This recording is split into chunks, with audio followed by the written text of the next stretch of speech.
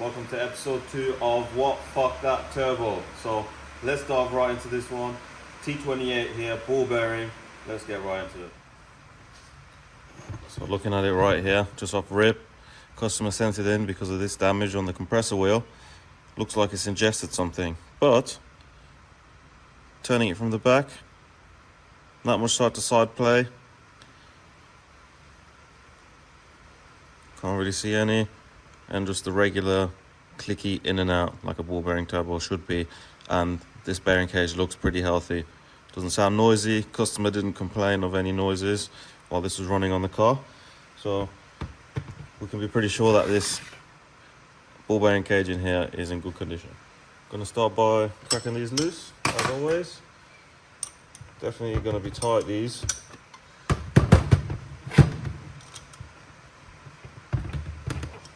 Oh, actually not.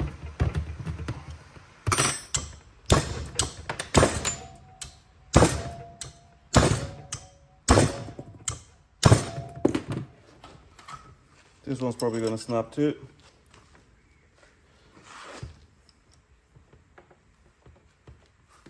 Okay, it's stuck on there pretty good, so we're gonna have to break it off or break it free with a big hammer. Gonna hit it all around, and that'll break the core free from the housing.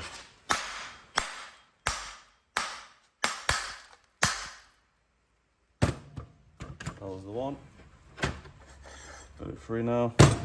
Now we can rotate it out the way so we can get the last annoying bolts out, which are somehow still tight.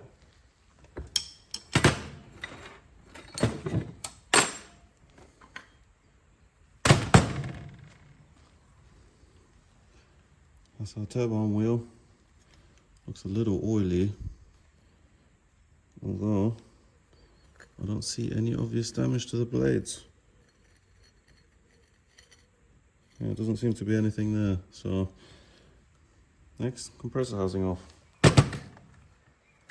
Got a snap ring, pliers in there. Crack it loose.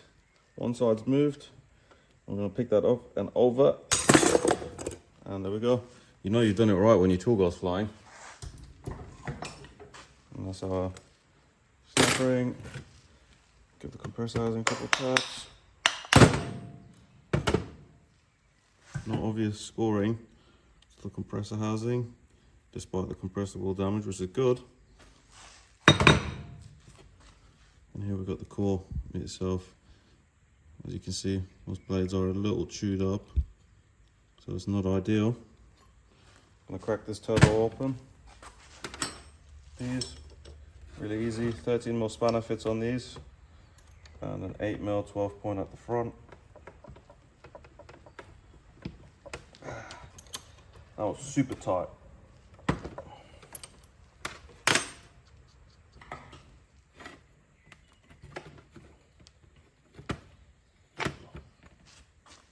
Compressor wheel off.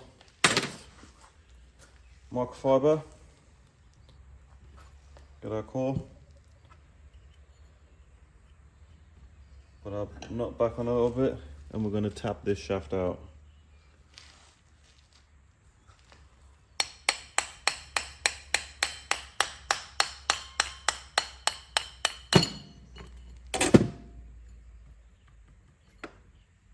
And the reason we do it over the microfiber cloth is because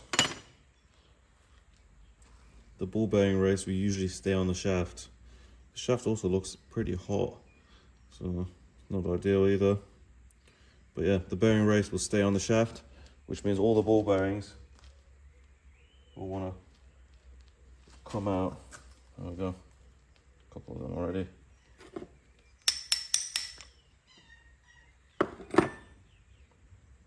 There we go. These bolts in here are non-reusable, so we're just going to literally bash these out. We're going to get ourselves a Phillips and a hammer and turn it into a Phillips. And they come out really, really easy.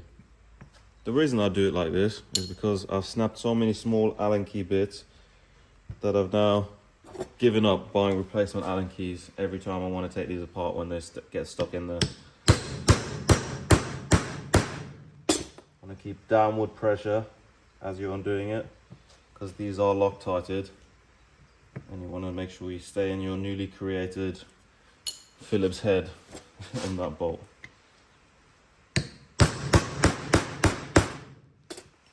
Now, front seal plate's got to come off. You can pry these up really easy with a screwdriver usually, or you can use the oil drain technique from episode 1 with a Torx bit.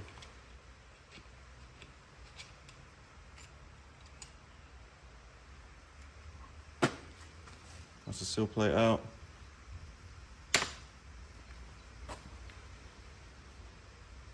That's our ball bearing cage. It's pretty dirty in here. Not a lot of oil changes, and also probably run pretty hot. Now, to get our ball bearing cage out of here, we're going to need a slide hammer that goes into here.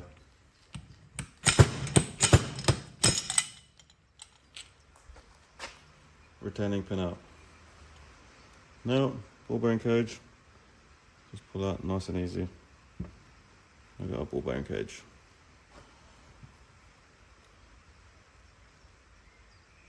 There's our rear ball retainer. So, in conclusion, what's fucked this turbo is actually not the turbine wheel, it's the compressor wheel.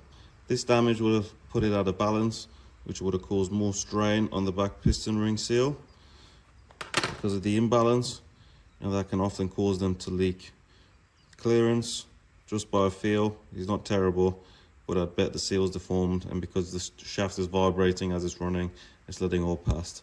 So, conclusion is compressor wheel is at fault, and turbine wheel had to suffer because of it.